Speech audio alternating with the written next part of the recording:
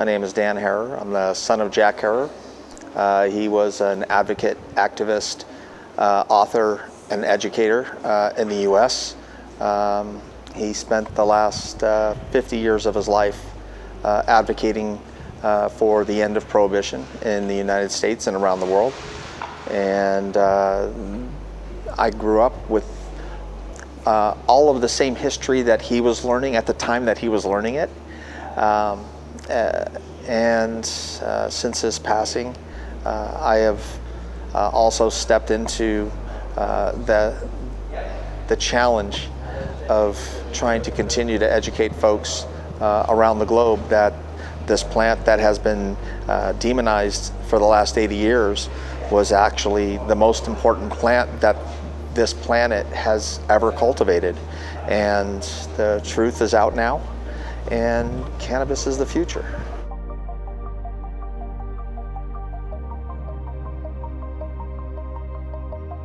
It's so funny that the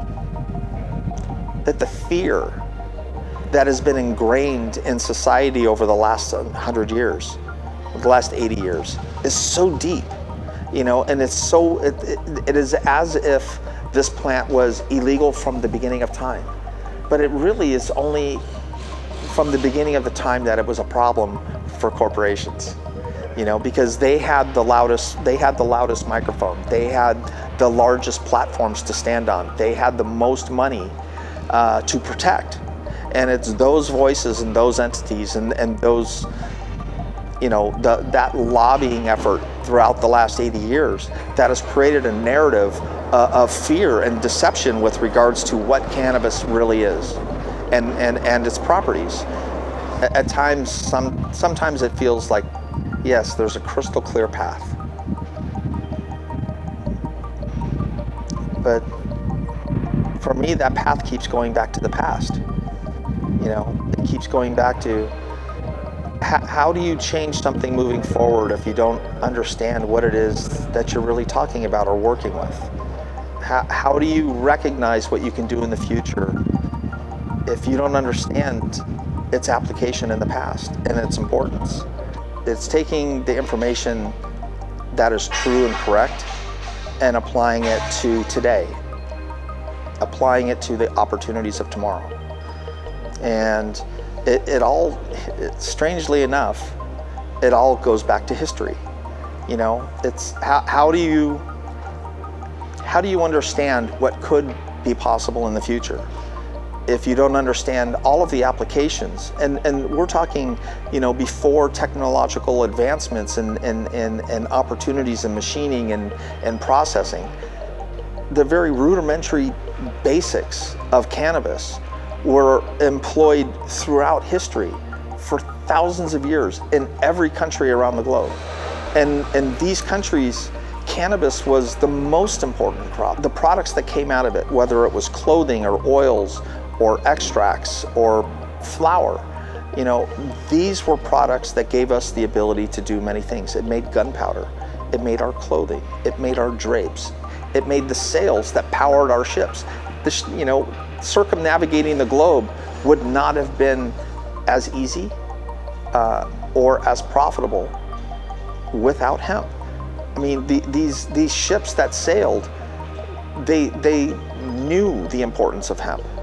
You know, so much so that they would carry hemp seeds on every single ship that sailed. If they were ever shipwrecked because you know, of damaged sails or there was a leak in the ship, the ships were literally sealed with a byproduct of hemp called oakum.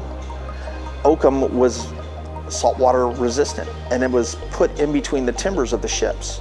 And so if you were going to heal a ship, if you were going to repair a sail, and you were 1,000 miles from home or many thousands of miles from home, all you needed was land, some time, and you could go back and, you know, figure out a way to continue your journey. My father once famously said that I'm not saying that hemp is going to save the world, but it's the only thing that can. And when we look at how we farm, when we produce food, when we use our natural resources in order to power our lives today. The one plant that has an opportunity to affect each and every one of those sectors of the necessity of man today is hemp. Growing hemp to its full utility, using it, developing it, and even today, like when my father was saying these things 40 years ago, the technologies didn't exist that would create a plastic. We just knew that it could create plastic. It's the funny thing about truth is that you cannot sequester it in the dark forever, because the truth will get out.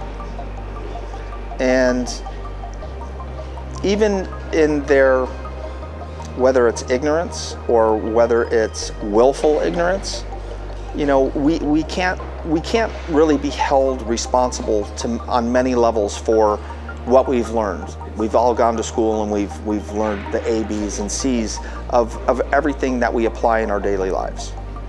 And part of that has become this war on drugs. And it started with, you know, my father's life and his father's life.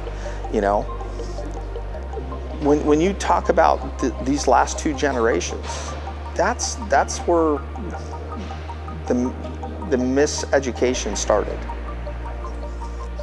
Applying it to now with these corporations that are coming in. Maybe before they were just, you know, they were miseducated.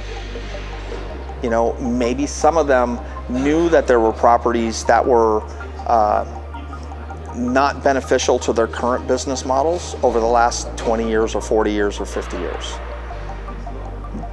But knowing that the truth is now coming out, and not just in my community of California where it started, not just in the United States where it's blossoming, and it's happening everywhere. Here in Europe, England, Spain, Germany, Poland, even in Thailand.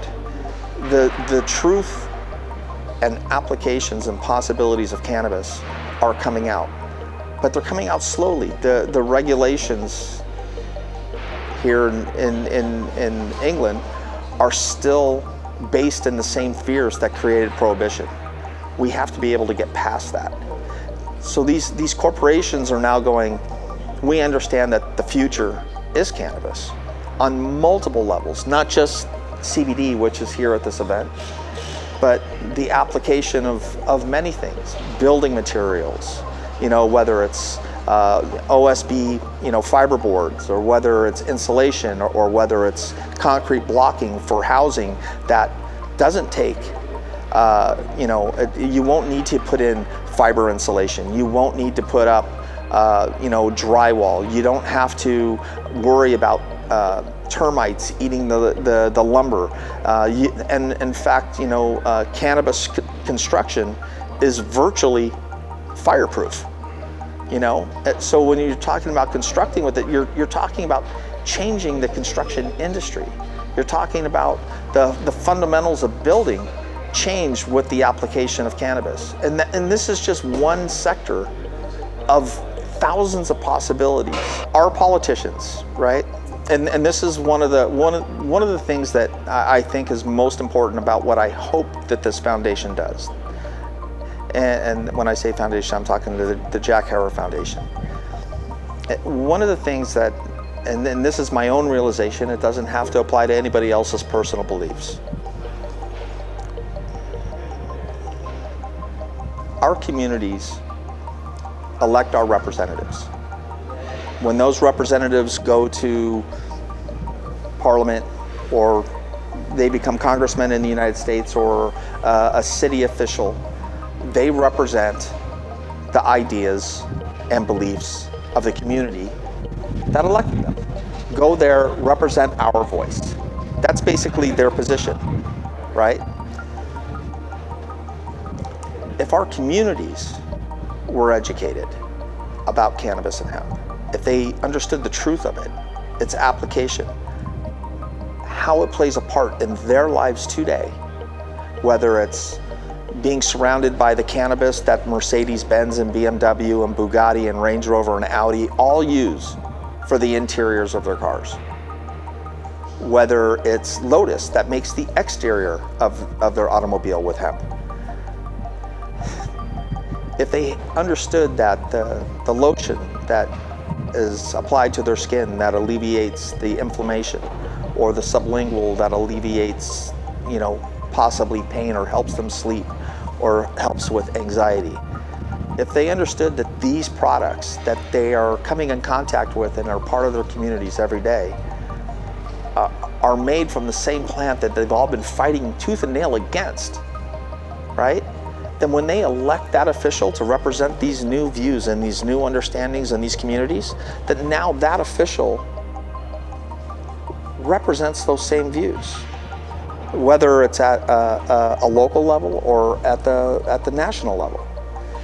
I mean, cannabis is so big, but medicinal is what is personal and immediate right now, right? Because it affects you in your life, it affects your family's life, it affects, kids' lives right now. I think the thing that I would like to see is real education being taught throughout schools. That the fear of prohibition is gone, and that real history, the real history of our own communities, our own countries, are actually told without, polishing. That we're able to understand this plant for what it truly is and has been, because I think from that and having an understanding with no fear, I think the minds that are going to school today will come up with amazing solutions and possibilities for the future that I or you couldn't even dream of at this moment. So I think that's what I would like to see.